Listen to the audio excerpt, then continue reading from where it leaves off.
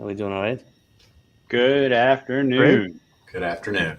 Where are you coming from today, David? You don't look like you're in your I am office. in I am in lovely Grand Rapids, Michigan today. All righty. Welcome, everybody. The reboot, 1:30 Eastern Time, a little late today. We scrambled last minute to try to find something to talk about here.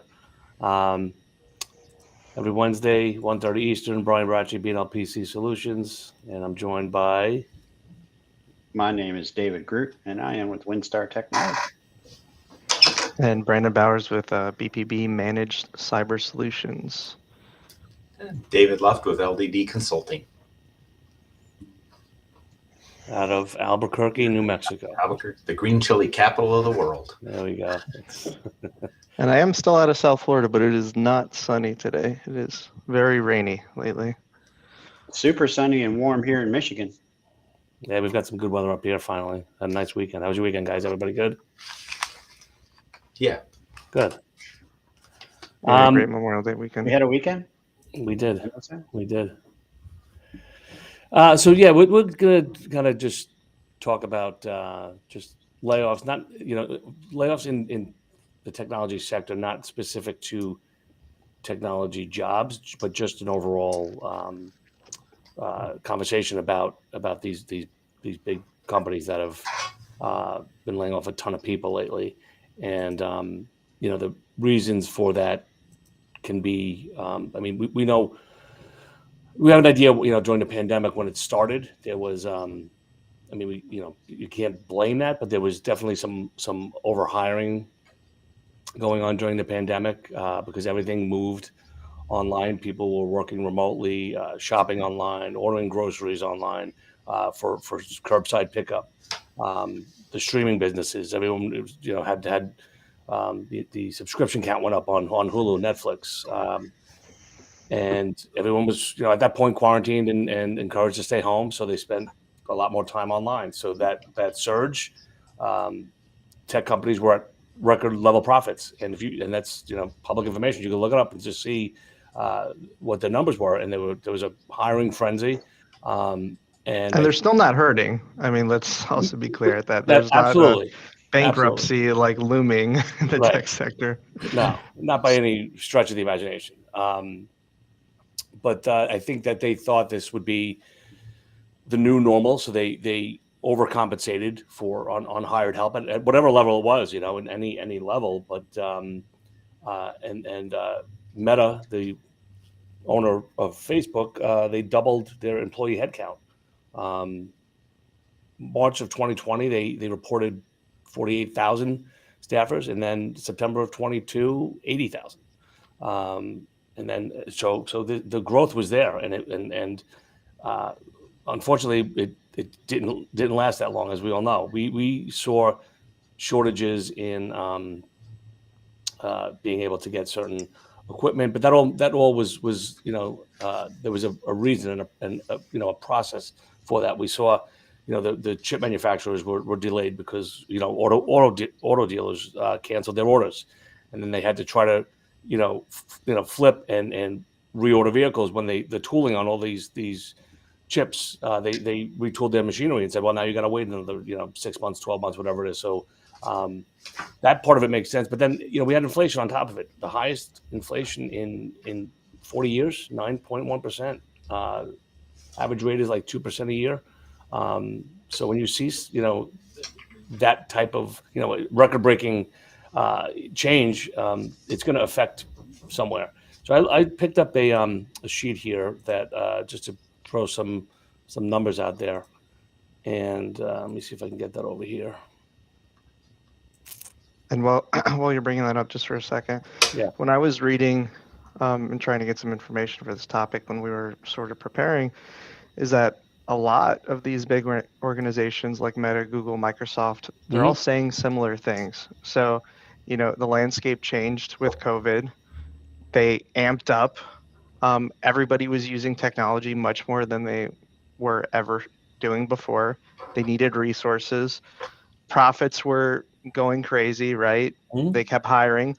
And now they're just in a place where they're trying to reevaluate, like, do we really need all these people now? And I think I'm going to go to the buzzword for a second, and this will get us all those extra clicks, right? But everybody's talking about AI and how they can better leverage AI. And I think companies like the Google and Microsoft, who obviously have either ownership of companies like ChatGPT, within their stack, or Google's Bard, they're looking to leverage these tools and figure out ways that they can reduce maybe some of the like manual labor, and maybe they don't need as much labor, or maybe they can reutilize labor in different areas of the business in terms of planning. And I think other businesses are thinking this way. I don't know if we're necessarily there just yet, Not quite, but but I yeah, mean, I just agree. something else to think about and consider. Yeah. So just a high level. Is that coming across? Yeah. Yeah. So this is as of April. The amount of So I guess, but as you said, it's important to say these are tech companies, not correct. necessarily tech talent being Agreed. laid off. Yes. Okay. But it's the names that we all Sure. use in some capacity, and but these are the Wow. so it just shows you that how the industry during thriving times, the amount of hiring that they did, and then as soon as there's a hiccup or multiple hiccups in that flow, look at these people out of work now, right? This is these numbers are, and then I have another screen here I can show. I don't see any Twitter numbers in there. Are we just not counting them or what? That's a They're good not a point. public company anymore, right? And then I just wonder, are those layoffs or are those walkouts? What are they? that's a fair question. And then we'll take a look at this other one I have here.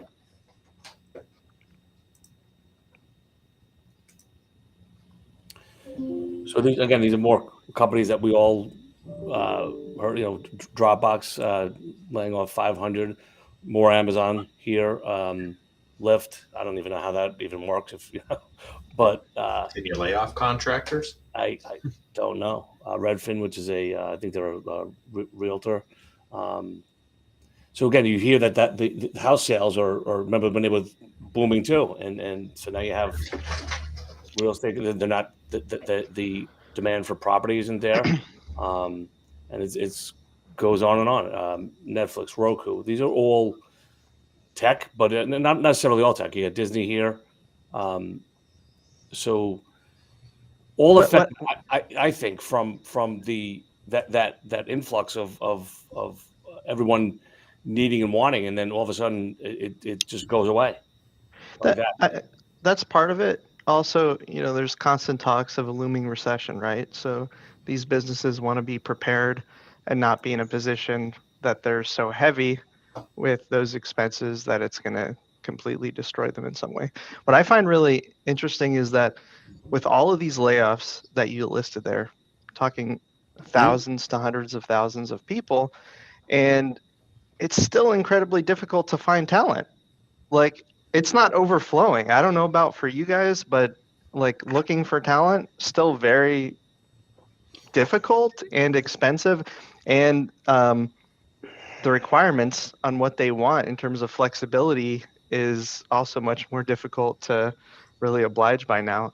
I don't Everybody think it's wants just work tech from home. either. I No, it's still not. think that the entire, service industry is just slaughtered. Customer service is crap across the entire country, everywhere. I don't care what you're talking about. And people are just kind of saying you got to get used to that. And I don't know.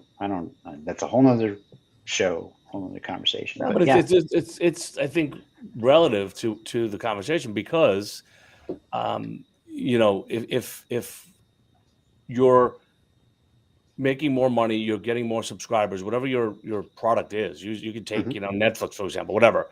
selling more, whatever. Right. The need for that customer support also goes up, so that's where some of your hiring is going. Right.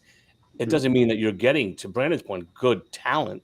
you're filling chairs and putting Mhm. people behind keyboards, but if they're not the quality people that you want there, and that's probably the case in a lot of these instances, that's not the right person for that job. And I think it just snowballs into this downfall of or the spiral of people losing their jobs. Yeah, I mean, look, how many of those jobs that were laid off, right? Like, um, they're not. They were hired for jobs, maybe, and how am I going to say this to make it sound right? I don't want to sound like a complete jerk, but a lot of folks Shut were your mic hired off. in a rush, in a reaction to COVID, right? Yeah. We saw an onslaught of bringing people on who didn't have the skills necessary to do the job, right? They just needed people. They were trying to fill the void. They were shifting everybody all over. And so there's a lot of that hiring that took place that they then realized later on they didn't need because they didn't have the skill to begin with. In some cases, right? The folks who they're getting laid off. It's definitely not that full percentage. I mean, that's No, out of, some cases. what No. what did Amazon have, like 30,000 people like or that. 26,000 on that list? Like, Right, but do you think that couldn't we be are all laying bad. people off in cybersecurity? No, you can't find. I mean, there's not enough That's what I'm trying to tell talent you. out So there. like that, Right. that's my point. That's what I'm saying is we Yeah. still have a market where there's not enough staff. There's not enough talent. You got companies laying a bunch of people off, but those are not people that are generally people that we're needing to fill the jobs that we have. Yeah. And I'm not trying to be that sounds so terrible to say that. Like just hearing me say that sounds wrong, but I don't mean it to be that way. It's just kind of how it is. But it does prompt a little bit. What I was mentioning is that there are new jobs that are out there. There is anything and everything in cybersecurity is Mhm. like an absolute must Well, requirement. let me ask you Can't find. Yeah. the 3 question. Are you all hiring right now? Right. We're all hiring, but Yes. not the wrong people. Like I No, won't exactly. hire But I'm just to saying, hire. and it's hard, right? Yeah. It's very hard. So it's not like we're getting these people back into the pool of candidates and having a great selection. That's my point. I know. There are the whole piles of people getting laid off, but that's not, and again, like we're still we have a shortage in this particular niche, the cybersecurity, but there's lots of other niches, a lot of different parts to that, right? It's not just tech. It's there's things, administrative management, projects, all that kind of stuff. That people would get involved in, and there's just not enough skill out there to fill the jobs that we need to fill. All this other stuff, I don't know what it is, but I need help. That's all I know. I don't know. Are the smaller companies laying as many people off as the large companies? I think to Brandon's point, some folks are tightening up the shore, with the concept in their mind of recession, right? Like they get scared, and so their first reaction is to pull back. We talked about that in the Small Business Tech Day at the end of the year last year when we were with Mike McAllowitz. He had a whole nice presentation about most businesses withdraw, and that's your opportunity to go take advantage because they're going to lose. That's the time to stomp. So whole nother, again, another show. Don't mean to take us on tangents, but yeah, I think small businesses to some degree are, if they're not laying off, what they're not doing is expanding, right? They're not bringing on extra staff. They're not doubling down. Right, they're sheltered. I will say any of our more like mid-market customer base, they're not terminating any of their tech people. They don't have not enough shrinking. of them already. They have the same issue that I have, which is finding talent. Yeah. No, I mean that's why we're helping a lot of those mid-market clients out right now because they need folks like us to be able to supplement their staff, right? Like I mean that's exactly the market that we're in right this minute. That's the story. I think one of these smaller companies that needs to, that's call it a 20, 30, 50 user firm that's looking to cut back on expenses. They look at, their IT person, he's making $100,000 a year plus benefits, X, Y, Z. You know what? Let's outsource. So if anything that would help us, our industry, right? Sure. So we're not, we're not feeling any of those repercussions, right? Because I'm not even seeing that happen. So it's not like I'm not seeing that either. Yeah. Well, I'm seeing more where it's not so much that they're getting rid of in lieu of bringing in contractors, but it's that they can't find additional enough to cover what they got. So now they're bringing in outsourced help to supplement what they have. Yeah. Right? They don't want to that's lose been the my team they exact got, experience. right? If they burn them out, they're gone, right? So, bringing companies like ours in, at least we can take care of the noise and let them focus on the important stuff or whatever works out best. But that's what I'm seeing more of, not letting them go and then bringing a company on. Yeah, I think we're all seeing the same thing, and we're geographically spread across the country here, and it's the same, right? Even David Luff, you're not. Are you seeing? Are you being or prospects reaching out to you to add to their existing IT staff, or are they just looking to outsource completely? We're not really. We don't do a lot of that co-managed, right?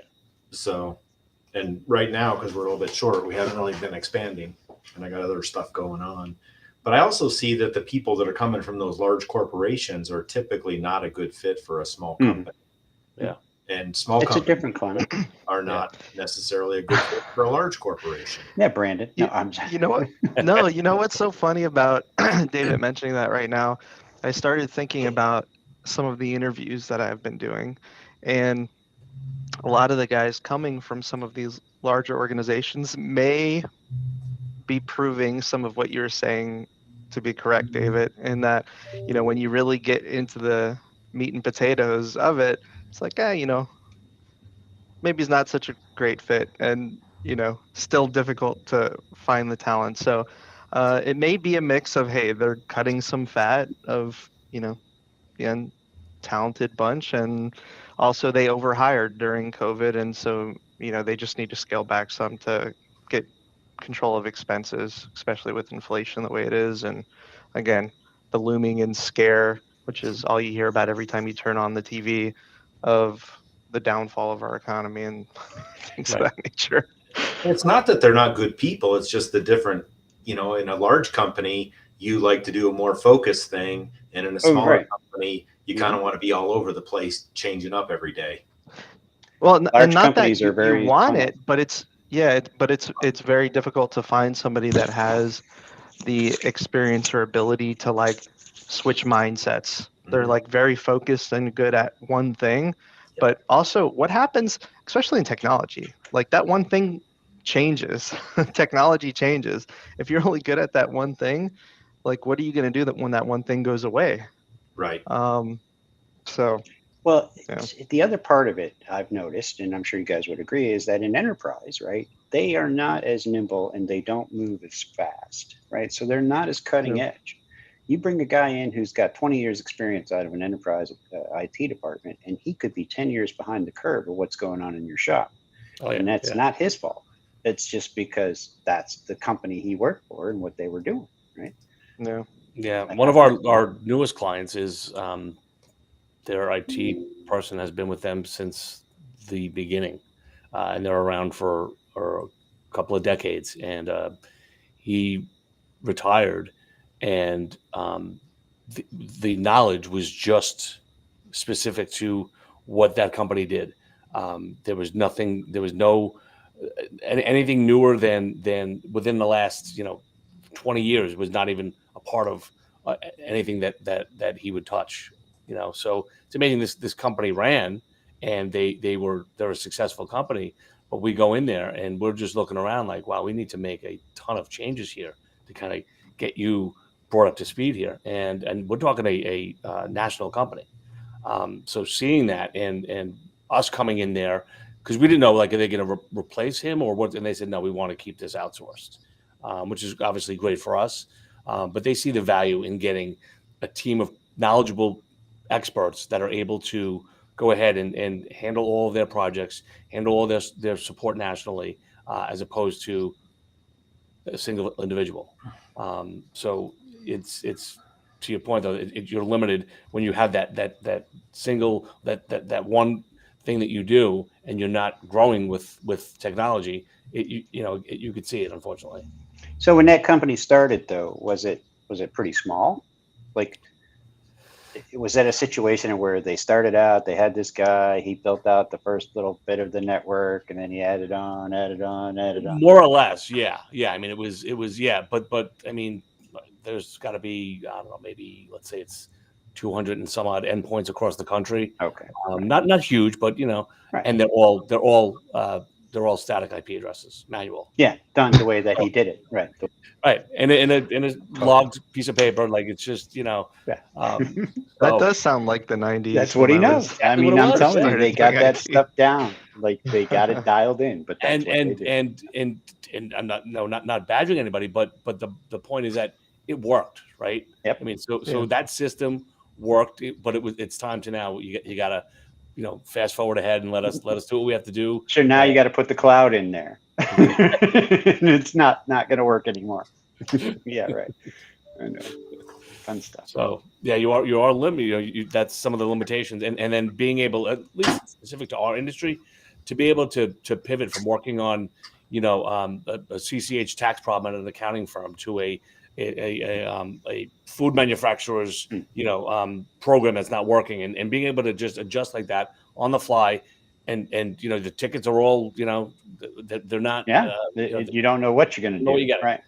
So, but that's people don't want that. And the truth of the matter is, there's probably a lot more than two, but there are two kind of personalities in our sector, right?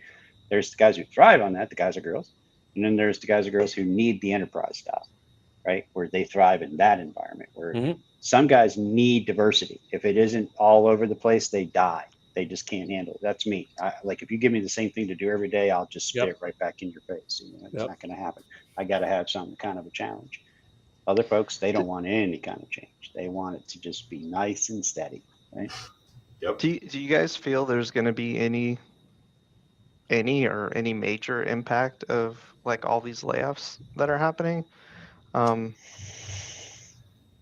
mean, where is this going to go? And it seems like it's continuing, because I mean, I still read something new every week about one of these larger organizations that are laying off a ton of people. I mean, I'm sure support levels and customer service calls and things like that are going to be longer queues and more negative experiences. I have to assume. That does seem to be a trend everywhere. I mean, look at the airlines. What was it, Southwest, that had all that, those issues, and it was. I mean, it was that's still happening. I mean, Is that's it? still happening when you call or try it. Your wait time is 2 hours. Would you like a call back? Yeah, I don't want to wait here for 2 hours. I got stuck when all that stuff was going on in Nashville for like 3 days because there was not enough workers at the time. All the cars were rented too, so I couldn't even get a car rental and get anywhere. Yeah, that was. They're going to shift things away. I mean, I think it's going to shift it back more to the way it was. Well, right. Is there an opportunity for anybody, I guess? Like, hey, all this is happening. Like, what should people be thinking about? Or what can people do? That's the question that comes up, though, is it tech talent, or is it sales, or marketing, or administrative? Like, I don't know. I'm just saying, like, what talent? Is it help desk talent, right? Is it customer service? Is it what are we losing there? So without that information, it's hard to say. I don't understand how there's people that get laid off are not the highest quality people either. Usually, they're not the most necessary. That always, right? Like they're going to keep the high priority, right? I think. But with the sheer amount that they're getting rid of, I mean, again, there's definitely going to be some quality individuals in here. Yes. I guess, like, I don't know what's next for this, and I mean, I'm just trying to consider, hey, is there opportunity for us, and like, how should we shift or pivot or potentially like deal with this? I also find that it's a little bit interesting that every time you hear about the unemployment rate is still at like a staggering low percentage number. Yeah. But what it seems like is there's just a lot more people with part-time jobs or multiple jobs. So something changed in the way they measure that stuff over COVID, right? Like, because we didn't, like, okay, granted, folks died from COVID. I'm not, but we didn't lose that many folks to where the workforce was depleted by 40%. And now we're left with this base of workers, right? We still have a pretty good, 80-90% of the same body count floating around the country somewhere. So if you're telling me our unemployment rate is low, then you're right. They're looking at part-time, or they're just not counting them because they're out of the job market or whatever. And then so that's a different measurement, and we can't even really count on those numbers. Right. I feel like the numbers are just skewed though, and like we can't even you can't even use them as truth anymore. I don't know. Statistics are just that, right? You can make them do whatever you want them to be. Yep. But yeah, so to both David and Brandon's point, I think Brandon, it would be great if we could capitalize or look for something to gain out of this. But who are these people? You know, I think a key that you can do right now is focus on customer service though. Like if you weren't before, as much as you can maintain that same or better level of experience, I don't think everybody's going to be able to do it because they can't get the talent. Because everybody I talk to, yeah, it's a very good point, Brandon, and one I'd like to kind of just 2 seconds, but like I know we're late and all that, but what do you do? Like, you know, we fight this in our company, and I'm sure you guys do too, when you're left to settle for less than what you want. And oftentimes I'm not in a position in my head where I'm okay with that, right? Like I'd rather not than to have less. Like I won't tolerate less than best. And so I might not be able to hire as many people as I need to, but I'm not going to, like, how do you do that? I think we should make our next topic all around customer service, because there's a lot of good things that we could bring up and talk about. There's a great book or speaker that I can share next week and we can talk about too, who I think would be a really good resource for everybody. And yeah, I think just because we're over, and that'll give a little slice or a little tidbit of making people interested. Yeah, a little taste. Cool. All right. That's something we got next week sorted out. Okay, remember, write that down right now. So that's recorded. I just go back. All right, well, Brian's going to be next week. What are we talking about? I'll be like, go back and watch the recording. Customer service. The last 2 minutes. All right, guys. Yeah. Thank you. Great talking to you guys.